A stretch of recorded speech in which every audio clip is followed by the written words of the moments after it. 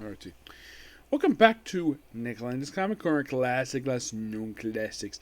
This is episode number 2396 and episode number 2290. For this one, we have a Wolverine Epic Collection and the first volume of the run for this particular Spider-Man. We'll get to that run. First one we have is Wolverine Epic Collection Volume 12 Shadow Apocalypse, which collect the issues 133 to 149, Hulk Volume 1 Hulk number 8, and the Wolverine Cable one-shot. Now, there's actually a few issues I'm not going to discuss here. Issues 145 and 149, not going to discuss those because these issues are collected in the following trades. 145 is collected in The Shattering. 146, The Gathering. 147, 8 is Apocalypse, and 149, Powerless. So, by the way, this also is the fourth series I've reviewed where I've gotten out of the 1990s.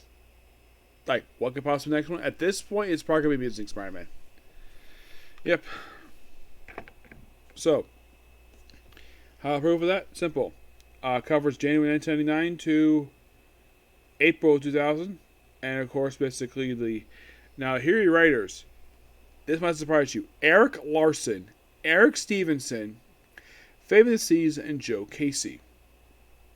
The artwork is done by Jeff Matita, Len Francis Yu, Mike S. Miller, Ron Garney, Roger Cruz, Graham Nolan, Stephen Plott, Steve Scott, Yancy Labatt, and Rob Jensen. The front cover, that's Len Francis Yu in liquid. And back goes Mark Ryan. Now, the first 5 issues from 133 to 137 is known as The Great Escape. Actually, that's 139.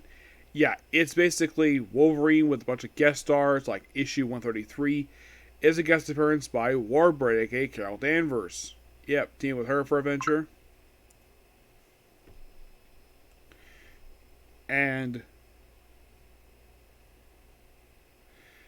then, like, in the very next issue, we have Wolverine, being confronted by the Avengers and the New Warriors. Yes, because Wolverine has gone berserk. Yeah, and the whole thing is basically... And also, Solo from the Spider-Man comics appears here, too, with Kardak and Black Cat. Yes.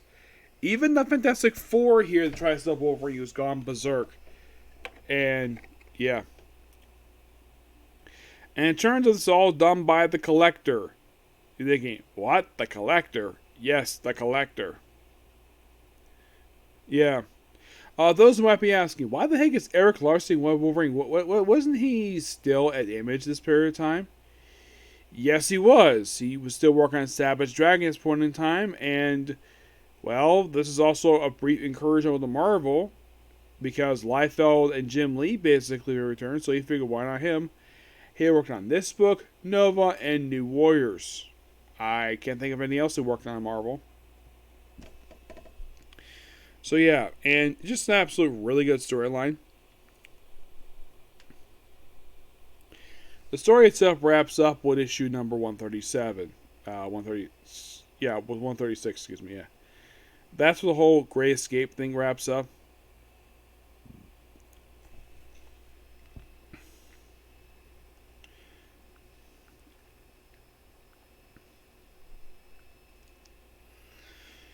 Yep.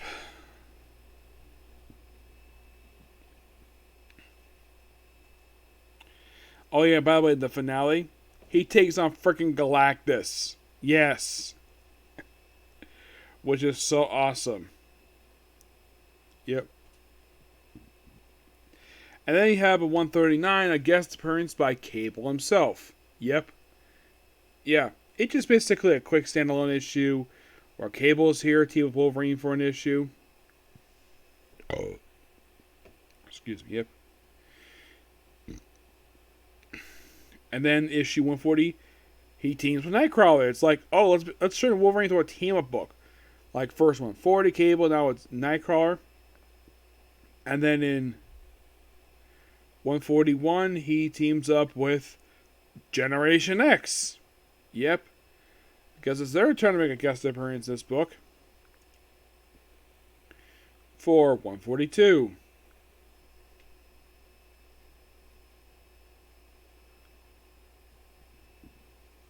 Actually, 141. 142, he teams up with Alpha Flight to take on Garrison Cade. Yep. And a two-parter. Yes, a two-parter. And Garrison Cade is the other Weapon X. It continues to 143. I think it wraps up, 144.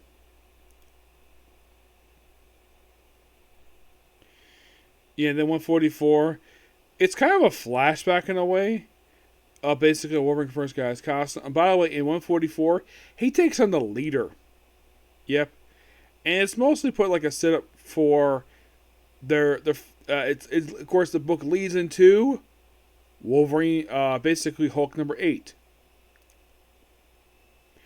Which of course Eric Larson writes the issue. Yeah, it's a crossover, they fight, and of course next few issues we've discussed it already. As for the Cable and excuse me, come on. Thank you. Yes. As for what happens next, well, next comes 145 to 149, which I've discussed those issues already in various different reviews. The Cable and Wolverine one shot is mostly put basically them taking on various different stuff, including like Apocalypse, Vulture from Spider-Man. It's a very strange issue, like Wolverine versus a Vulture. That's kind of strange. Yeah, this book is absolutely amazing.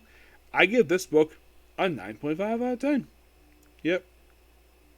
It's a damn good book. Next up we have is The Spectacular Spider-Man Volume 1, The Hunger. Yep. Now, for what I know about this particular book, this collects the first 5 issues of Spectacular Spider-Man Volume 2.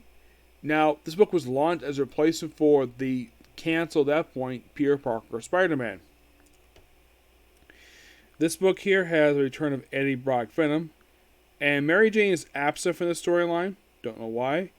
The book is written by Paul Jenkins and art by Roberto Ramos. Most of what Spider-Man have in their fight with Venom. Excuse me. And it's also revealed in this story arc here. And this is something you'll play in our books for the next few years at this point. And this is kind of in the way of Marvel writing out Eddie Brock for a brief period of time just so we can try something else.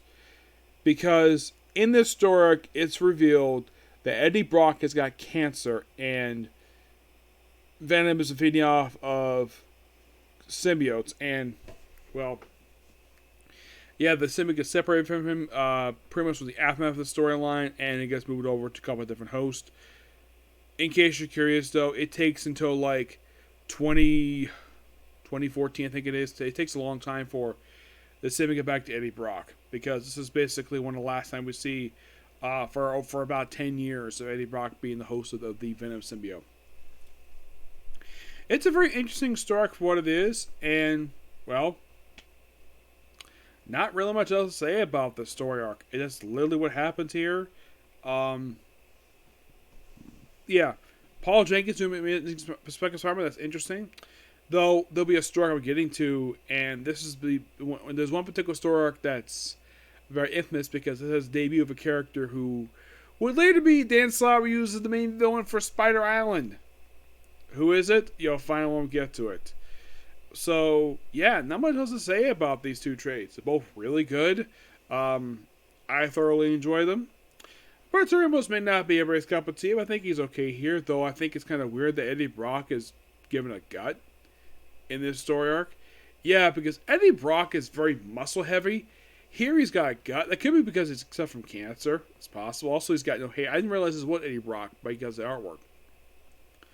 But yeah, how much to say about this book? Good. Also, this book, 9.5 out of 10. Okay, so yeah, that's it. Particular view. Be back from dinner. The work in case closed. Okay, next video. Bye.